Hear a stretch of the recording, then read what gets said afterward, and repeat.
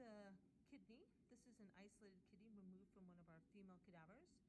This happens to be her left kidney. We didn't cut it open, so this one's a whole kidney. What we're looking at here is just the general structuring and relative structures. So what I have my fingers on is her medial border of the kidney, and this would be the lateral border. This is the anterior surface, and then underneath this is the posterior surface. If I look at her medial border, the medial border has a nice concavity called the renal hilus or hilum that will allow for the renal blood vessels, meaning the renal artery and vein, to enter and exit, as well as the ureter. So this long tube here, that's the ureter. The ureter is about 1 foot in length. It's retroperitoneal, and it's a nice smooth muscular tube that can peristaltically move urine that's produced by the kidney down to the bladder. I have my renal vein. The renal vein is always anterior, so this actually is the renal vein right here. And then the renal artery is going to be posterior. So if I rotate this a little bit to the side, hopefully it'll stay there, and I put my probe in to the artery, I can open it up, see if I can get it in. There we go. So this is the renal artery. It has a really nice thick wall to it. It's one of the ways I can tell it's the artery. And then the vein has this much thinner wall. See, it's much more flexible. There's some blood inside of it right here. Right, so the renal vein's in front, the renal artery's behind, and then I have my nice long ureter coming out. If I rotate it back, I can again kind of see a little bit better what it's laying in. This is actually the adipose capsule. And the adipose capsule is going to be essentially sitting against the dorsal body wall, helping to protect and insulate and position the kidney on that dorsal body wall. Remember, the kidney is going to sit just a little bit above where the iliac crest would be right here, and it's about the level of the 11th and 12th ribs. Now, we do have one where we have sectioned it. So this is actually from the same person. It's her other kidney. So here's her ureter. This one we did a frontal section on. So if I were to lift it, I can see here the edge. This really thick encasement I can lift up here. This is the renal capsule. It's a really thick connective tissue that functions to cover. Let me get really close so you can get a good view of it. Functions to cover the kidney and protect the kidney. Okay. If I open the kidney up, ta-da, so pretty. I can look inside. This one, we dissected out the renal sinus on this side, and we left the adipose tissue in the renal sinus present on this side. So if I screw down, see if I can get it to focus, there we go. You can see that it looks like it's solid all the way across, but what's happening is the ureter and the pelvis and the major and minor calyxes are going to be sort of packed in place by all of the adipose. So if I look here, you can see all of this kind of yellow adipose in there. Right? I can see some of the collecting structures, but it's really hard to see what's going on this side.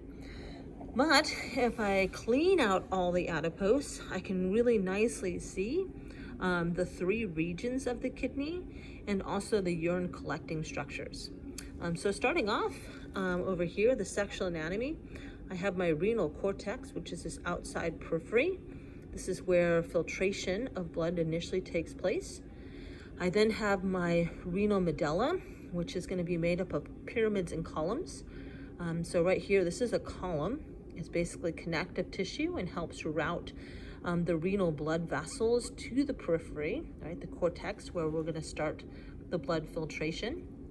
And then I also have my pyramids, which are these darker areas. So here's a pyramid here, here's a pyramid here, there's a pyramid there. The pyramids have a little bit more of a lined appearance to them, and the cortex is a little bit more sort of granular. I don't know if you guys can see that if I maybe focus in a little bit better. There you go. The pyramids are going to be darker red because this is actually where I have all my peritubular capillaries going around my little nephrons. So there's a lot of vascularity in this area. And let's see, if I look at the center of the kidney, it in fact is hollow. That's why we call it a sinus. So this right here is the renal sinus, It's normally filled with the urine collecting structures. So we're gonna fill it with the ureter. So the ureter is gonna come in here and then it's gonna expand into the renal pelvis. Remember, pelvis means basin. So this one's actually cut open. So I put the end of the forcep here inside the pelvis. And if I kind of go this way, I can go up through one of the major calyxes to a minor calyx. And if I push far enough, I can actually touch one of the pyramid's renal papilla. So I'm actually going all the way up to a papilla there. So that's a renal papilla there, or cone-like projection right there. You can see a little recess around it. That's their minor calyx. Same thing is true if I go, if I can go this way all the way up. If I go in here, I should be able to do the same thing on that side, right there. So that's a minor calyx that is now touching the renal papilla on this side. Okay, there's a minor calyx. And so you can see each of these pyramids at the tip or the papilla is going to have a minor calyx surrounding it that then merge to a major calyx and then to the renal pelvis that then extends out of the kidney through the renal hilum as the ureter. Okay, so this is a really great kidney. Again, we can see here the cortex, we can see the medulla, and then the renal sinus, which is all this center space. All right, and then one more kidney that we have. This is actually from another individual.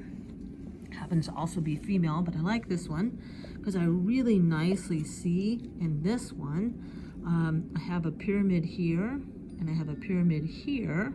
And what's nice is I can see the two minor calyxes, one right there and one right there, joining into this major calyx. So here's a major calyx.